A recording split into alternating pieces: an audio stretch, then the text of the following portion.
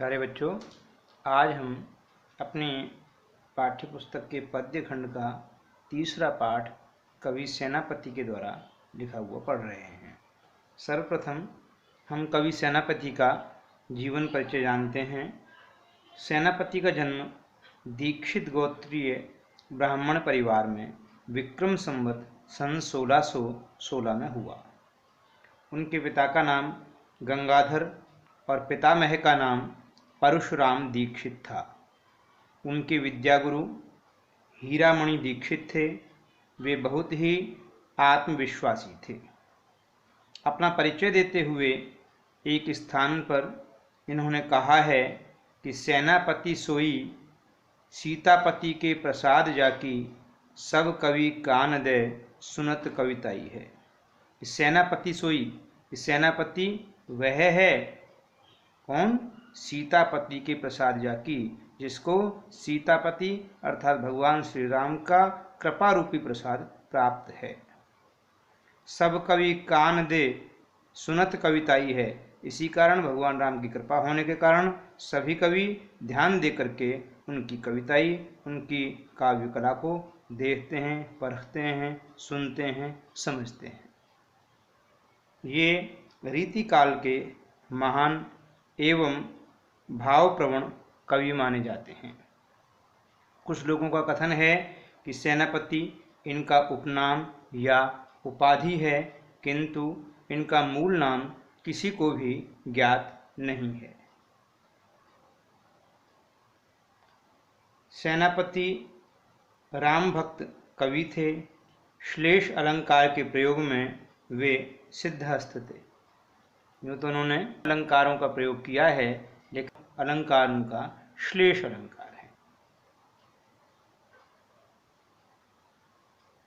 इनकी दो रचनाएं प्रसिद्ध हैं, काव्य कल्पद्रुम तथा कवित्त रत्नाकर।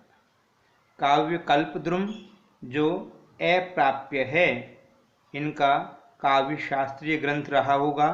इनके कवित्वों में अलंकार और रसध्वनि के उदाहरण एक से एक बढ़कर मिलते हैं। इन्होंने अलंकार संप्रदाय का अनुसरण किया, अर्थात इनके काव्य में अलंकार का प्रयोग खास करके देखने को मिलता है। सेनापति ब्रजभाषा के कवि हैं। साधारण शब्द भी उनके हाथ में आते ही सैनिक की भांति सशक्त बन जाते हैं। वे फारसी शब्दों का प्रयोग भी करते हैं। इनकी रचनाओं में प्रसाद और ओज गुण की प्रधानता है। परिमार्जित भाषा का प्रयोग और भाव गांभीर्य उनके काव्य की प्रमुख विशेषता है। अब प्रस्तुत पाठ, उसका परिचय संक्षिप्त। यहाँ प्रस्तुत कविता सेनापति के ऋतु वर्णन का प्रौढ़ और प्रांजल नमूना है। इनमें पूरी निपुणता से ऋतु के उपादानों एवं उसके लक्षणों का उपयोग कवि ने किया है। वसंत का वैभव पूरी छटा के साथ पंक्तियों में पिरोया गया है। कवि ने ऋतु वसंत का सूक्ष्मतापूर्वक मानवीकरण किया है। पूरा परिदृश्य राजा के आगमन काल के वस्तुओं एवं भावनाओं से बुना गया है। रंगीन उपवन सुगंधमय है। कोकिल चारण की भूमिका में पदगान कर रहा है। शोभा के सुखमय उपकरण सेना के कवायद की छवि उत्पन्न कर रहा है, क्योंकि राजा एकाकी गमन नहीं करता है। इसी तरह भीषण ग्रीष्म के बाद झुलसी हुई प्रकृति पर जब वर्षा की बूंदें पड़ती हैं तो धरती नयनाभिराम एवं सुखमय हो जाती है। मानसून का आगमन इस कृषि प्रधान देश के लिए एक उत्सव की तरह होता है।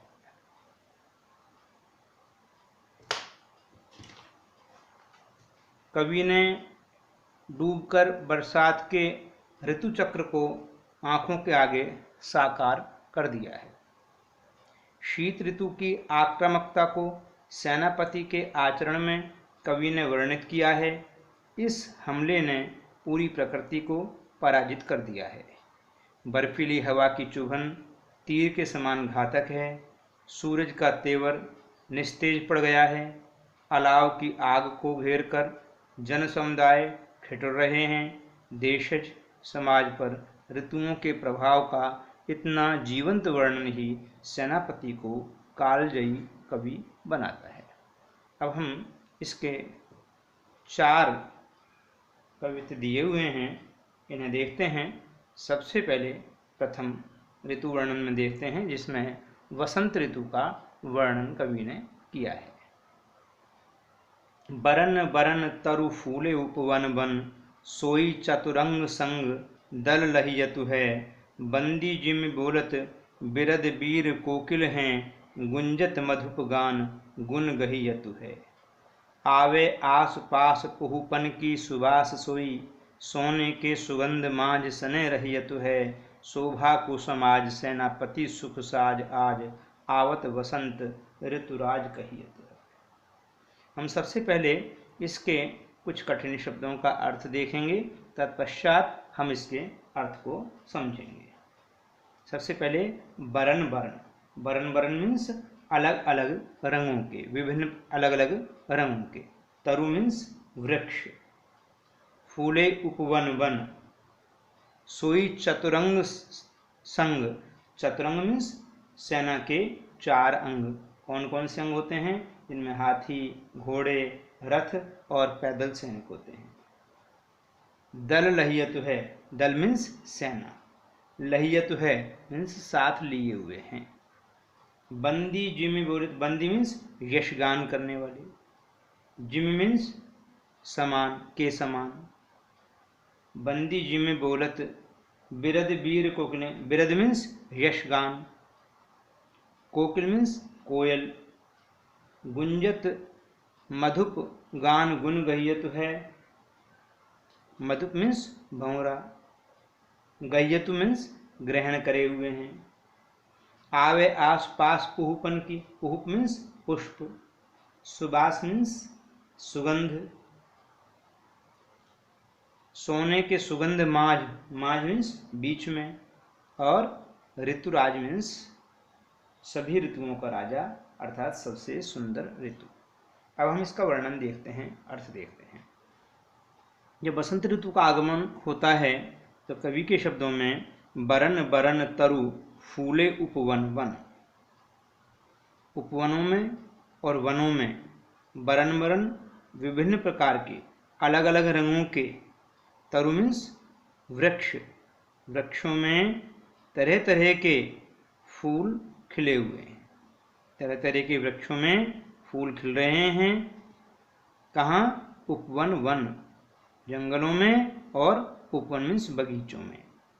सोई चतुरंग संग दल लहियतु है। ये कब होता है? बसंत के आगमन पर। तो ऐसा लगता है कि जब बसंत ऋतु के आगमन पर प्रकृति सुंदर नजर आने लगती है। बगीचों में और जंगल में विभिन्न प्रकार के वृक्षों में तरह तरह के फूल आने लगते हैं, तो ऐसा लगता है कि सोई चतुरंग संग दल लहियत है, मानो कोई अपनी चतुरंगणी सेना को लिए हुए आ रहा हो। कोई कौन आ रहा हो? कोई राजा मानो अपनी चतुरंगणी सेना को लिए हुए आ रहा हो। बंदी जिमी बोलत बिरद बीर कोकिल हैं।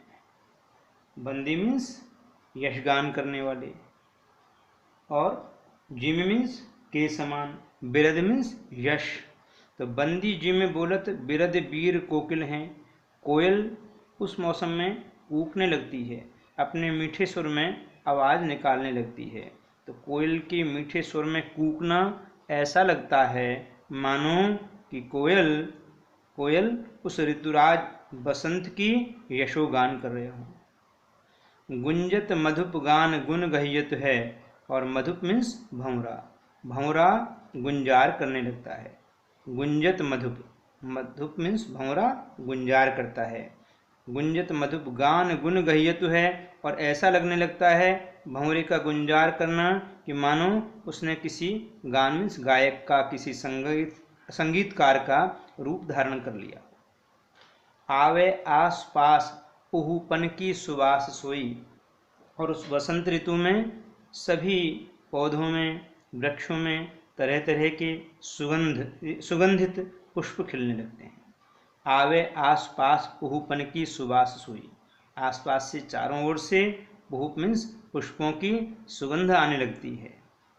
सोने के सुगंध माज सने रहियत है, और उसे ऐसा लगता है उन फूलों की सुगंध आने से कि मानो जैसे फूलों की सुगंध आ रही हो, जो सोने में सुगंध होने की, दुगना आनंद होने की कहावत सिद्ध कर रही हो।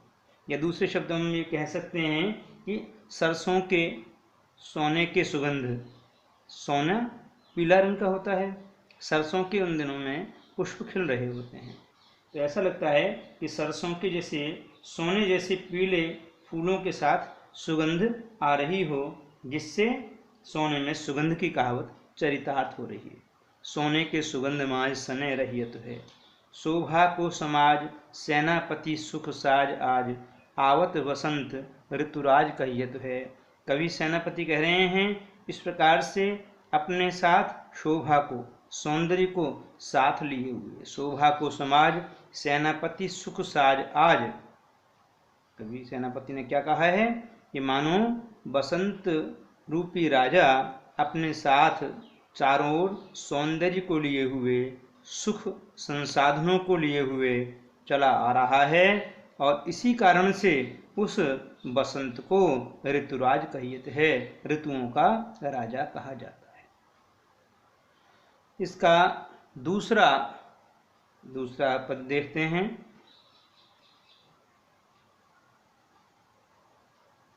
देखें क्षिति अंबर जले है चारि ओर छोर, तिन तरवर सब ही को रूप हर्यो है, महाझर लागे ज्योति भादव की होती चले, जलद पवन तन सेक मानो पर्यो है। दारुण तरनि तरें नदी सुख पावें सब, सीरी घन छाहा चाहे बोई चित्त धर्यो है। देखो चतुराई सेनापति कविताई कीजू, ग्रीष्म विषम वर्षा की सम कर्यो है। ये हमने जैसे पूर्व में पढ़ा है कि श्लेष अलंकार इनके वाक्यों में, इनकी कवित्व में विशेष रूप से देखने को मिलता है। श्लेष अलंकार की बात, उसकी पहचान क्या है कि व्यक्ति किसी एक उक्ति को पढ़ करके, काव्य उक्ति को पढ़ करके अलग अलग अर्थ ग्रहण करने लगे। यहाँ प्रस्तुत दूसरे पद में स्थिति यही है। यहाँ यूँ तो एक प्रकार से कवि सेनापति ने ग्रीष्म ऋतु का वर्णन किया है, लेकिन दूसरे अर्थों में जब हम इसको समझेंगे तो ऐसा लगेगा कि कवि ने वर्षा ऋतु का वर्णन किया है। इसके कुछ कठिन शब्दों को पहले देखते हैं। इन कठिन शब्दों का अर्थ समझना परम आवश्यक है। इसके दोनों अर्थों को समझने के लिए ग्रीष्म ऋतु के संदर्भ में भी अर्थ हम देखेंगे और इसका वर्षा ऋतु के संदर्भ में भी हम अर्थ देखेंगे। क्षिति मीन्स पृथ्वी, अंबर मीन्स आकाश, जले है। अब हम अपनी कॉपियों में अलग अलग दो अर्थ लिखेंगे। सबसे पहले हम अपनी कॉपी में मुँह पर लिख लेंगे ग्रीष्म के संदर्भ में, और उसके बाद ऑब्लिक बना करके वर्षा ऋतु के संदर्भ में। तो हम कुछ शब्दों के अर्थ दोनों ऋतुओं में अलग अलग समझते चल रहे हैं। तो जो दोबारा देखें क्षिति अंबर जले है चारी ओर छोर। तो जले है ग्रीष्म के संदर्भ में जल रहा है, वर्षा ऋतु के संदर्भ में जल।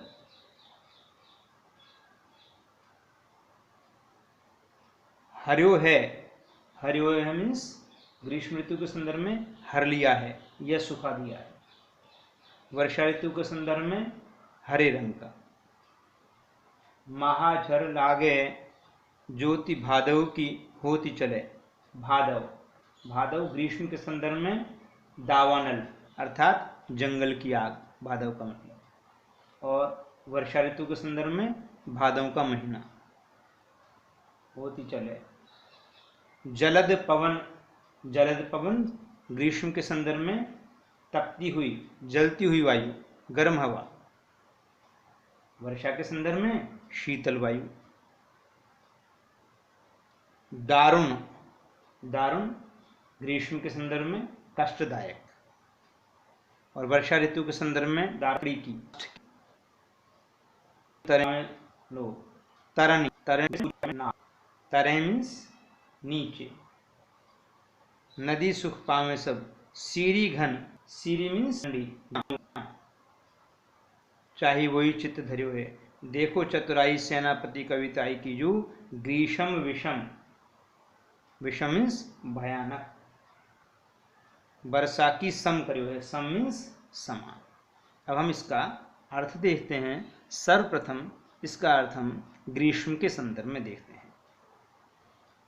तो देखें छिति अंबर जले है चारि ओर छोर। कवि सेनापति कह रहे हैं, हम ग्रीष्म ऋतु के संदर्भ में इसके अर्थ को देख रहे हैं, ध्यान से पढ़ना, ध्यान से समझना। तो देखें छिति अंबर जले है चारि ओर छोर, कि देखिए जब भयंकर ग्रीष्म ऋतु की स्थिति आ गई है, उस समय स्थिति क्या है कि छिति अंबर, धरती से लेकर आकाश तक, जले है चारि ओर छोर, चल रहा है, धरती से लेकर आकाश तक कहीं कोई ठंडक महसूस नहीं हो रही, चारों ओर ऐसा लग रहा है जैसे आग की वर्षा हो रही हो, इस कदर तपत बढ़ी हुई है। तिन तरबर सभी को रूप हर्यो है। तिन मीन्स तिनके, और तरबर मीन्स वृक्ष। उस भयंकर ग्रीष्म ने तिनके से लेकर वृक्षों तक सभी को मानो सुखा दिया है, सभी के रूप का हरण कर लिया है, सभी सूख चुके हैं। महाझर लागे, ज्योति भादव की होती चले। भादव ग्रीष्म के संदर्भ में देख रहे हैं, दावानल जंगल किया। उस भयंकर गर्मी की ऋतु में जब सूर्य का प्रकाश चारों ओर फैल रहा है, उससे इस कदर तेज निकल रहा है कि लग रहा है कि मानो जंगल में आग लग गई हो। महाझर लागे ज्योति भादव की होती चले। तो चारों ओर कैसा लग रहा है, जैसे कोई दावानल हो, जैसे कोई जंगल में आग फैल गई हो, और उसकी आग की महाझर, उसकी लपटें चारों ओर उठ रही हों। महाझर लागे ज्योति भादव की होती चले। जलद पवन तन सेक मानो पर्यो है। और पवन कैसी चल रही है, जलद मीन्स जलती हुई। लू का चलना, लू क्या है, गर्म हवाओं का ग्रीष्म काल में चलना, उसे लू बोलते हैं। जलद पवन, जलती हुई पवन, गर्म हवाएं। जलद पवन तन सेक मानो पर्यो है। उस ग्रीष्म ऋतु में जलती हुई हवा से, उस गर्म हवा से ऐसा लग रहा है कि तन सेक मानो पर्यो है, कि हमारे तन की सिकाई हो रही हो, मानो वो गर्म हवा हमारे तन की सिकाई कर रही हो। दारुण तरणी तरें नदी सुख पावें सब। दारुण, दारुण मीन्स कष्टदायक, और तरणी मीन्स सूर्य, ग्रीष्म के संदर्भ में। तो दारुण तरणी, सूर्य कैसा लग रहा है, दारुण, कष्टदायक। तरणी मीन्स सूर्य, सूर्य कैसा लग रहा है, दारुण, कष्टदायक। दिन के समय जब सूर्य आकाश में नजर आता है तो अपनी तीखी किरणों से, अपनी जलती हुई किरणों से मानो कष्ट पहुंचा रहा है। दारुणी तरणी, तरें नदी सुख पावें लोग। उस सूर्य के भयंकर कष्ट से बचने के लिए लोग नदी के अंदर पानी में तैरना, पानी में स्नान करना, वहाँ उसमें सुख महसूस कर रहे हैं। दारुणी तरणी तरें नदी सुख पावें सब। सीरी घन छाहा चाहे बोई चित्त धर्यो है। और चित्त, चित्त मीन्स हमारा हृदय, हमारा हृदय क्या चाह रहा है, सीरी घन छाहा, कि ठंडी, घन मीन्स बादलों की छाया हमको मिल जाए, चाहे बोई चित्त धर्यो है। देखो चतुराई सेनापति कविताई कीजू, ग्रीष्म विषम वर्षा की सम करियो है। कवि आगे कहते हैं कि देखिए कवि सेनापति की चतुराई कि उन्होंने ग्रीष्म विषम वर्षा की सम करियो है। उन्होंने भयंकर ग्रीष्म ऋतु को भी अपनी काव्य कुशलता से वर्षा के समान बना दिया है। देखो चतुराई सेनापति कविताई कीजू।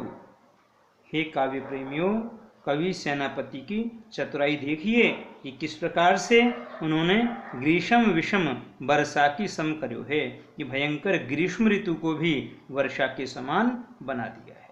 तो ये हमने अर्थ देखा इसका ग्रीष्म के संदर्भ में। अब हम इसी का अर्थ एक बार पुनः देखते हैं, और अब हम देखेंगे इसका वर्षा ऋतु के संदर्भ में अर्थ।